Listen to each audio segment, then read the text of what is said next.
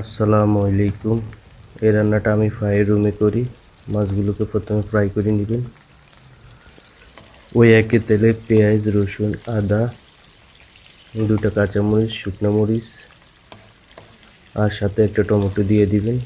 Brown colour পর্যন্ত অপেক্ষা করুন। আর ধনিয়া পাতা দিবেন, সাথে অবশ্যই গোড়ার অংশ সহ দিবেন, তাতে টেস্ট দ্বিগুণ হবে। এরপরে এগুলোকে ভালো করে ব্লেন্ডার করে নেবেন, আর পাটা থাকলে পাটাতে পিষিয়ে নেবেন। খুবই মজাদার একটা খাবার, একবার ট্রাই করে দেখতে পারেন।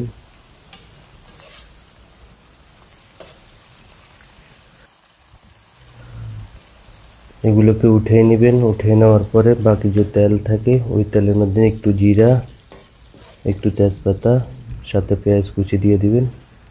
ব্রাউন কালার হওয়া পর্যন্ত অপেক্ষা করুন। ব্রাউন কালার হয়ে যাওয়ার পরে ওই যে গ্রেভিটা যেটা বানাইছিলাম, ব্লেন্ডার করছি, আমার কাছে ব্লেন্ডার ছিল তাই ব্লেন্ডার করছি, ওটা ঢেলে দিবেন। এই যে ঢেলে দিলাম। কিছু মশলা অ্যাড করে দেব। ধনিয়ার গুঁড়া, জিরার গুঁড়া,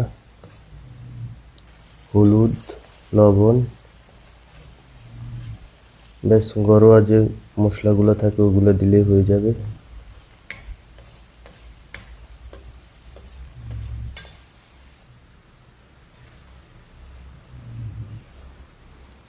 কিছুক্ষণ অপেক্ষা করুন, জলটা একটু শুকিয়ে আসুক, তেলটা উপরে আসুক।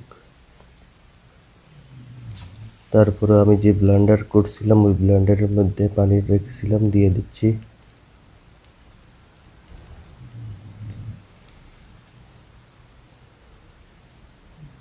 যখনই জলটা একটু গাঢ় হয়ে আসবে তখনই মাছটা দিয়ে দেব। ব্যাস হয়ে গেল। জলটা একটু মাখা মাখা হইলেই নামাই নেবেন।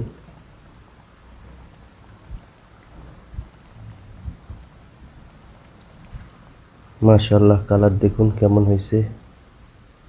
মাশাআল্লাহ মাশাআল্লাহ, একবার ট্রাই করে দেখতে পারেন।